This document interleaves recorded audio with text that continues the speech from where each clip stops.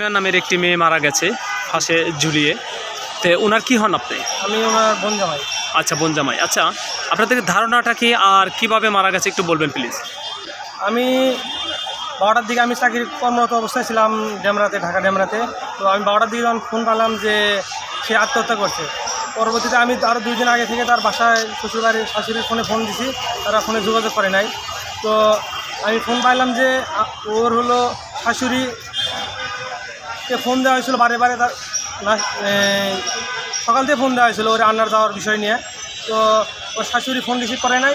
পরবর্তীতে অনেকবার অন্যজনের মাধ্যমে ফোন দেওয়াতে ও রিসিভ করছে। রিসিভ করে যখন শুনছে যে ওই বাড়িতে যায়, যখন রিপোর্ট দেখতে গেছে যে কী সমস্যা কী হয়েছে, পরে বলছে যে বাড়িতে কেউ নাই, দরজা খোলা, লাশ করে আছে। ঠিক আছে, পরবর্তীতে আমার শ্বশুর বাড়িতে এই নিউজ পাওয়ার পরে এরা সবাই ওখানে গেছে। তো রাইমার শ্বশুর বাড়িতে গেছে। ওইখানে যাওয়ার পরে দেখে পুলিশ এসে লাশ নামাইতেছে। ওই ওরা আইডিয়া করেছে মেয়েরে ঘরেতে ঝুলাই রাখছে ধর্নার সাথে। আপনারা যা কিস পড়ে যা দেখছেন ঝুলানো? জি, ঝুলানো ছিল, পুলিশ নামাইতেছে এই অবস্থায় যা দেখছে। ঠিক আছে, তো বাড়িতে ওদের কেউ ছিল না, এমনকি ওদের গরুর জিনিসপত্র, গরু ছাগল এগুলো সহ সরাই নিয়ে গেছে। এমনকি আমরা ওইখানে পর্যায়ক্রমে লোকজনদের জানছি, কিন্তু তারা কোনো যোগাযোগ করার ব্যবস্থা করেনি এবং বাড়িতে কাউরে সারাদিনে আসিও নি কেউ। বাড়ি থেকে আমি রাইমার স্বামী দুবাই প্রবাসী, ওনাকে আমি ফোন দিই যে কী অবস্থা, এই ঘটনা ঘটলো কীভাবে।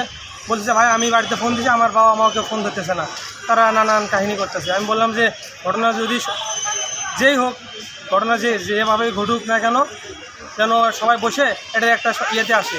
তো ওরা কেউ এখন আপনারা রাহিমার কি চাচ্ছেন? আপনারা রাহিমার কি চাচ্ছেন? যে ঘটনা যাই ঘটুক, যেভাবে যাই কিছু হোক, এটা সুষ্ঠু তদন্তের মাধ্যমে আমরা সঠিক বিচার চাই। আচ্ছা, রাহিমার জামাই কি করে? রাহিমার জামাই দুবাই প্রবাসী, উনি রমজানের ঈদের আগে বাইরে গেছে।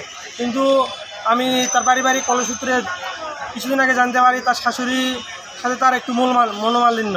তার শাশুড়ি তার উপর অনেক রাগান্বিতভাবে কথা বলে, অনেক কটূক্ত ভাষায় কথা বলে।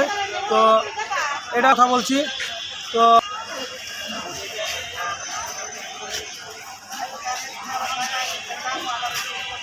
সুপ্রিয় দর্শক, আসসালামু আলাইকুম। আমি কিন্তু এসেছি টাঙ্গাইল 250 শয্যা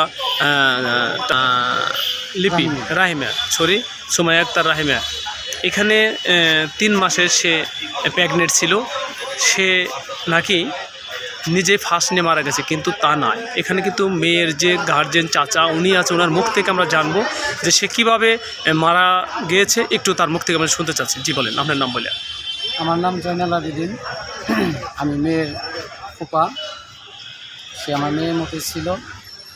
আমরা সে মারা গেছে এই খবর শোনার পরে আমরা গেলাম। যাওয়ার পরে ওই বাড়ির আমার মেয়ের বাস্তির শ্বশুর শাশুড়ি তাদেরকে কাউকে পাইনি।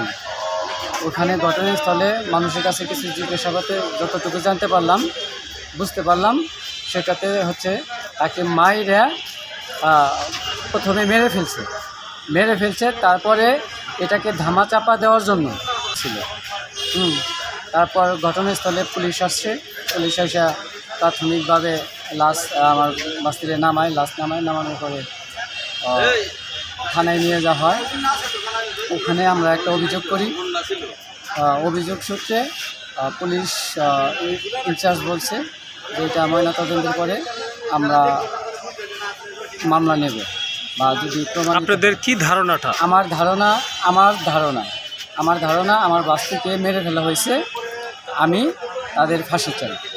তাদের ফাঁসির কাস্টডি পর্যন্ত ঝুলাইতে যত কিছু প্রয়োজন, আমার যেখানে যাওয়া প্রয়োজন আমি সেখানে যাব। আপনার নাম? তাদের কোনো ছাড় নাই। আমি জয়নাল আবেদিন। কি করেন?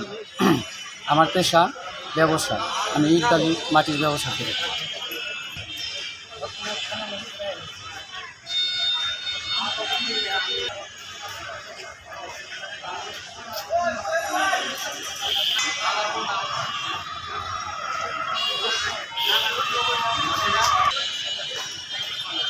উজ্জ্বল হোসেন।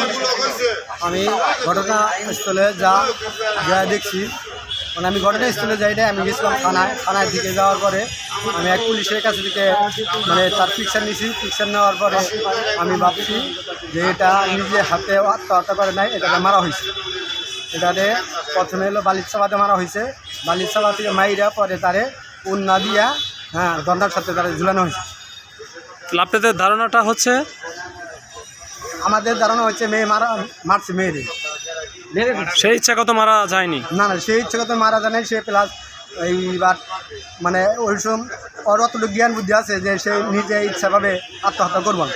তার স্বামী কোথায় থাকে? তার স্বামী হাজবেন্ড থাকে হলো দুবাই। দুবাই।